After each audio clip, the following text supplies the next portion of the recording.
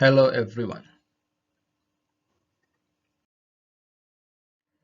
Based on statistics, in this year 2020, there are about 8 quakes of magnitude 7.0 or above, 109 quakes between 6.0 and 7.0, 1,639 quakes between 5.0 and 6.0.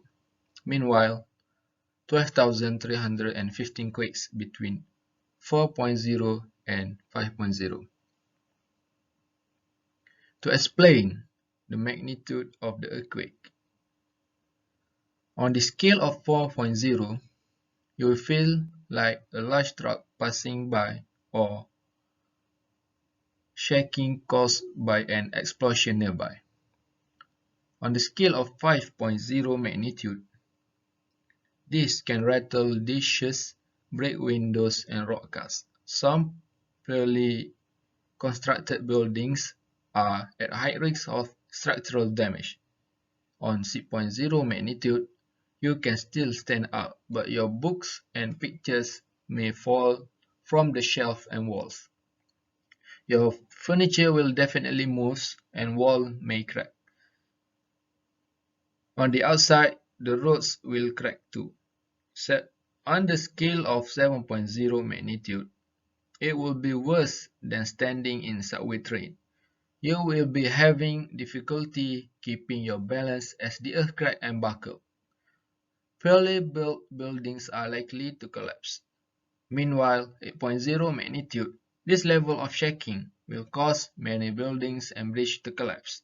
Objects will literally fly through the air as the earth shakes violently and swallows some things.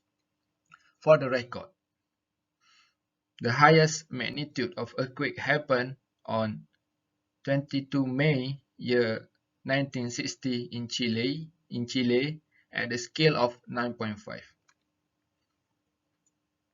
It is very scary.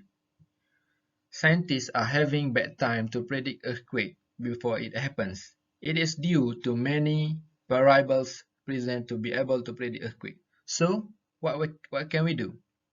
We cannot predict earthquake, but we can reduce the aftermath of earthquakes. Study, I will be focusing on a structure known as laminated rubber bearing or lead rubber bearing. It is a elastomic rubber. It is used to reduce the force acting to a building during seismic earthquake.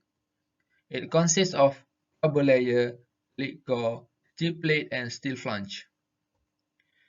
Lead rubber bearings works on the base isolation and limits energy transfer from the ground to a building structure in the event of an earthquake. The rubber layer will act as a spring because the rubber layer is very soft horizontally and hard vertically. The hardness is achieved by having the rubber layer reinforced by the steel layer. This will allow the lead rubber bearing to move vertically while supporting high axial load, while the lead core provides damping by deforming plastically when the lead rubber bearing moves during earthquake. So, for my projects, I will be focusing on enhancing the lead rubber bearing structure to improve its performance. Sensitive parameters of the lead rubber bearing will be searched and studied, and based on the sensitive parameters that I will found, I will make some adjustment to the lead rubber bearing available model so that I can optimize the design of the structure. Simulation will be made using the data procured to modify a available model to desired outcomes. That is the best thing about my research. We can save or reduce the impact of earthquakes in an earthquake-prone area. I truly believe that lead rubber bearing has high potential in helping during an earthquake. with some adjustment and some modification for future works. With that, ladies and gentlemen, thank you very much for your kind attention.